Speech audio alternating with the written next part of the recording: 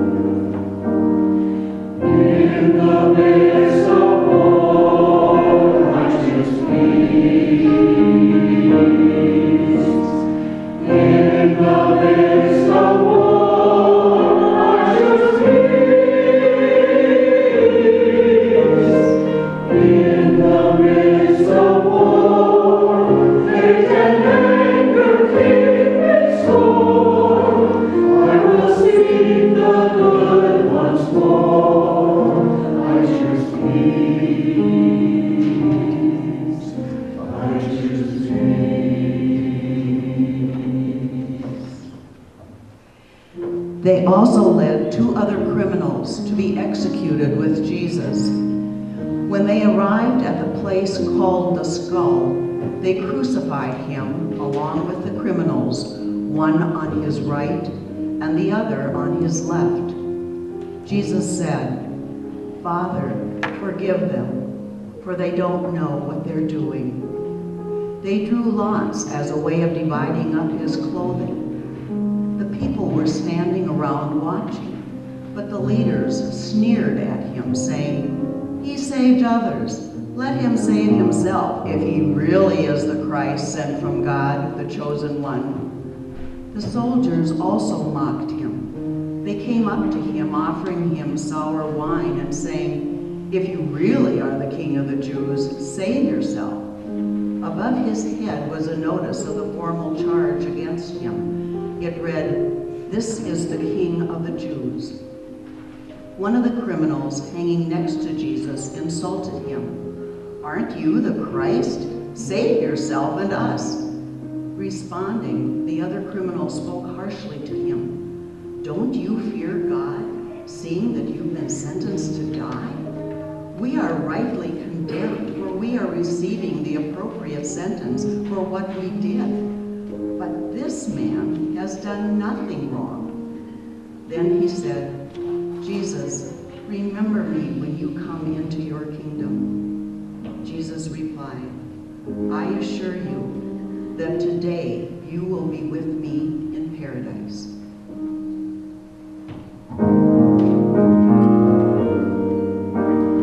When my world falls down, I will rise. When my world falls down, I will rise. When my world falls down, explanations can be found. I will climb to holy ground. I will rise. I will rise. Rock of Ages, when there is no other place of refuge, when violence awaits every move and evil lurks in shadowy places, there is yet a hiding place in you. As forces conspire to press in from the east and the west, the north and the south, your guiding presence leads us to shelter in the quiet center. The weary find rest in your being, the distraught a source of renewed hope. Those who are about to succumb gain fresh strength in your sheltering hand. The storm passes, the winds cease, evil flees, darkness vanishes, and those whom you have covered will rise with the dawn, and those whom you have covered will triumphantly rise. Amen.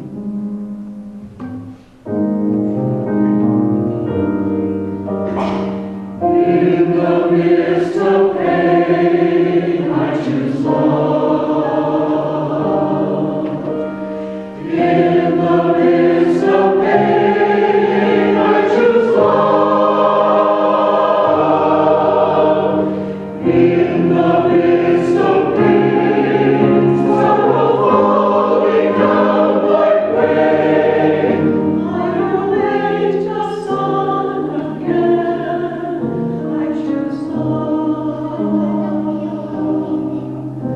I choose love.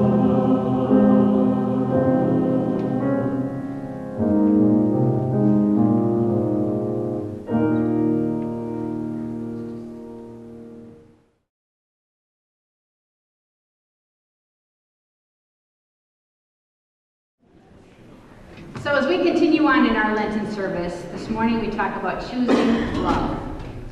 Desmond Tutu, in an introduction to one of the Bibles that I have, wrote these words: I learned to be human by associating with other human beings.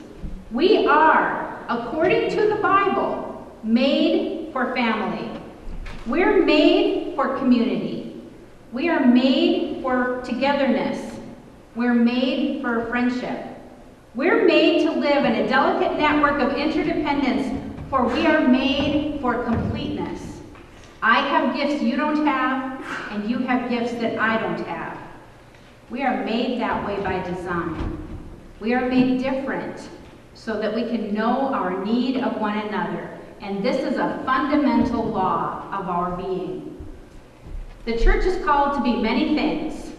But if we take Jesus' last commands to his closest friends and the example of his life seriously, the church is formed and called to be above all else, a community established and grounded in love. In fact, we can take it even further than that, I believe. I think the church is actually a training ground for learning how to love our neighbor. This right here is where we are meant to learn how to love others.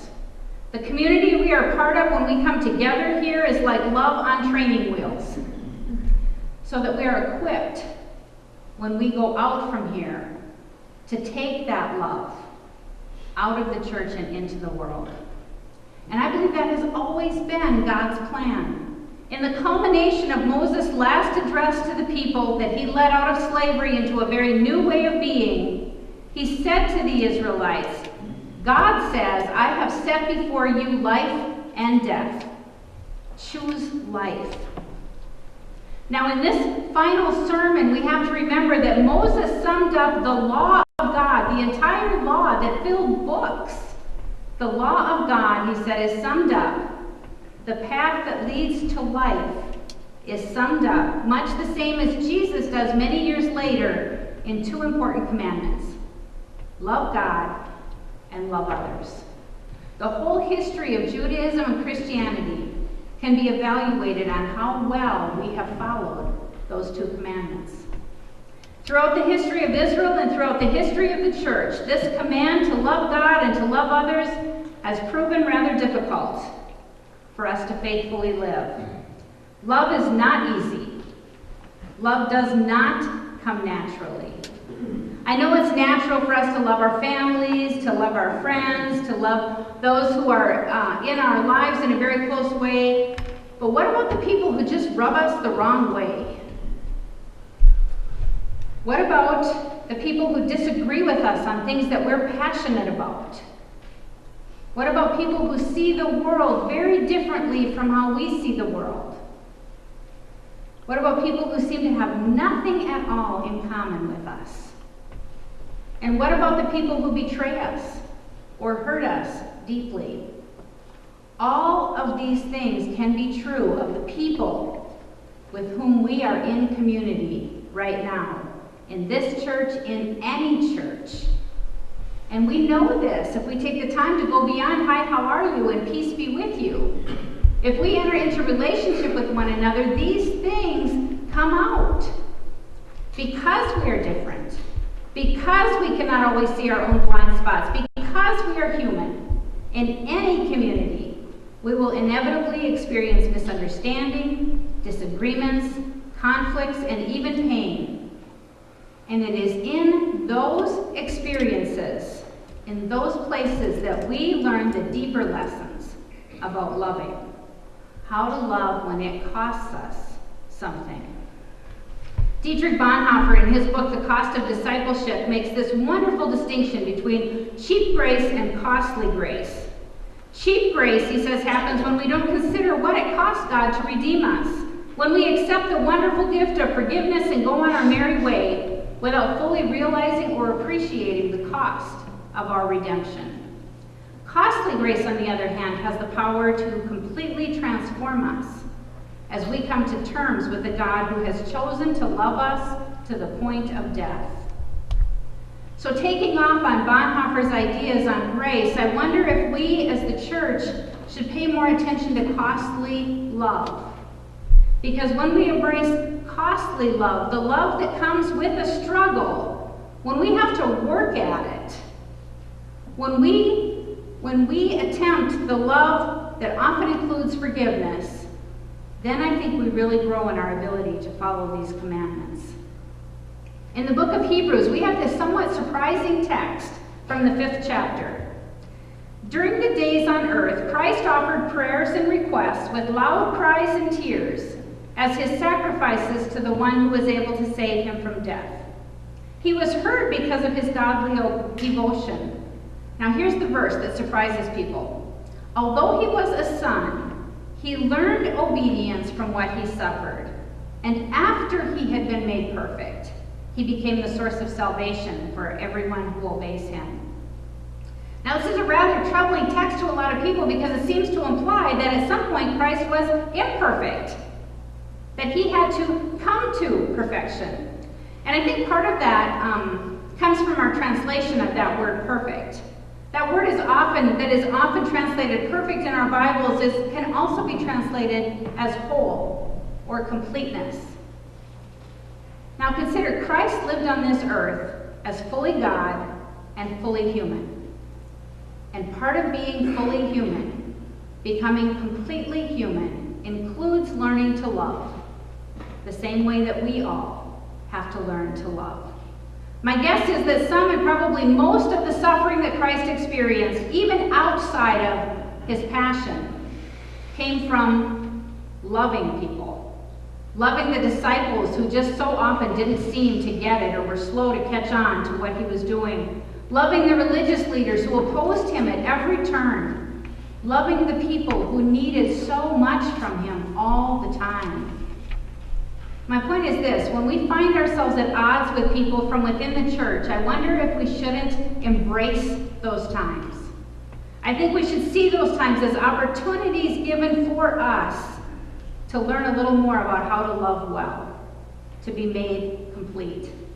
When we find ourselves hurt or frustrated, we can embrace the challenge of forgiveness as a challenge that helps us to grow. Sometimes the challenge in loving others comes from within the church, when we misbehave as humans are wont to do. But sometimes the challenge comes from outside the church, as we heard in the introduction to the choir anthem today. I can't begin to even imagine what it must have been like for the members of Emmanuel AME of Charleston, South Carolina, to forgive a young man who caused them such immense pain. Like many of you probably did, I watched just a couple of days after that event as family members stood up and expressed forgiveness to the shooter. And part of me wondered if that forgiveness could even be real. How could that be? How could you forgive someone for taking your son, for coming into your church of all places and causing so much damage? What I have come to understand after listening to several interviews with family members, after reading articles about this tragedy, is that the Black Christian community, unfortunately, has a rich history of learning how to forgive. And those of us from outside that community, we shouldn't be the ones placing an expectation of forgiveness on them. That comes of their choice. And we need to understand that even though they can express forgiveness, that does not end the grief or the despair or the pain that they are experiencing. And it doesn't deny the anger that comes from being the victim of racist hatred. Like I said, I have never had to stretch myself so far to forgive someone under those circumstances. But about 20 years ago, I received a phone call from my mom. And she said, I thought I better call and tell you that Grace was badly burned in a fire. Grace Lutheran Church was the church that I grew up in. That was about the time when so many churches in the South were being set on fire, especially Black churches. Do you remember that time? It seemed like almost every week we heard of another church being burned down. We lived in Kentucky at that time, and I remember that we were praying for those acts of hatred and destruction to stop as we worshiped in our church. But this Grace Lutheran is in Minnesota. I could hardly believe my ears. And even though I hadn't been a member of that church for several years, that news felt like a punch in the gut when I got it. That somebody had broken into my church and burned it. That church was where I had been baptized, where I attended Sunday school and vacation Bible school, where I had so many good memories of Christmas Eve programs and candlelight services. It was the church where I took all those dreaded sermon notes during confirmation, where I was formed in my faith, where I was married. The place that had done so much to form me as a person had been attacked.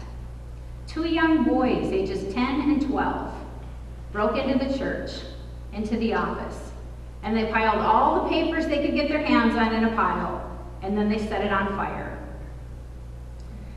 The church didn't burn all the way down, but by the time the fire was put out, there was a lot of fire and water damage. As the church rebuilt, one thing they realized, like Emmanuel AME, like so many Black churches have realized, was that if there was going to be love going forward, there had to be forgiveness. A.W. Tozer writes, we cannot pray in love and live in hate and still think we are worshiping God. Just can't do it. Throughout his passion, Jesus lived in an almost constant posture of forgiveness. He forgives his disciples before they commit their acts of betrayal and denial and abandonment. Twice in our text for today, we hear him offer words of forgiveness to those who are putting him to death and to the thief on the cross next to him. And again, from Desmond Tutu, we hear these words, at the very core of Christian faith and the Bible is the cross. Jesus is described as our peace, the one who has broken down the partition. He says of his ascent to the cross, and I, when I am lifted up from this earth, will draw all people to myself. He doesn't do this by coercion. He does it through love and forgiveness. There have been times in the history of the church when love has shone out from the church like a beacon that just couldn't be ignored. For instance, when the plague struck Europe and everyone fled from the cities in fear of their lives, Christians stayed behind to care for the sick and bury the dead. They were willing to lay down their lives for others, people they didn't even know, because that was how they understood the command to love. There have been times in our history when the church understood those words, love your enemies, pray for those who are against you, when we understood those words literally. This defined what it meant to be a follower of Jesus Christ. It may be that there are certain times in history when it is critically important for the church, for us to embrace our highest calling. And if so, I believe that we are now living in one of those times. If we are content to join the divisiveness of the world around us, if we allow ourselves to gloat over our enemies' misfortunes or setbacks, if we hang on to hurt and hatred like it's some kind of medal or badge of honor, if we choose to adopt an attitude of fear regarding anyone or anything that is different from us or that we don't understand, then what is it that we have to offer the world? If we are part of the problem, how can we possibly bring a solution?